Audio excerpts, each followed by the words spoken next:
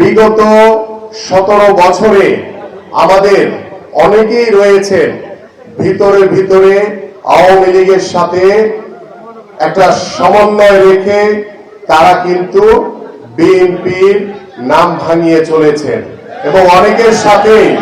এই ধরনের আওয়ামী লীগের অনেক হয়তোবা তারা এক সময় বিএনপি করেছে, মাঝখানে তারা এসে তাদের নিজেদের চরিত্রকে হরণ করে, নিজেদের দায়িত্ববোধকে হরণ করে তারা আওয়ামী লীগের সাথে লিয়াজও মেনটেন করে চলেছে। সেই ক্ষেত্রে আমি খুব দৃঢ়ভাবে বলতে চাই, আওয়ামী লীগের সাথে ছবি আছে,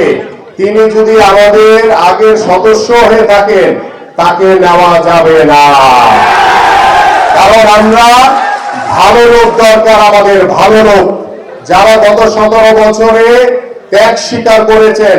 আন্দোলন সংগ্রাম করতে গিয়ে নির্যাতিত হয়েছেন, আপনার পরিবার নির্যাতনের শিকার হয়েছে,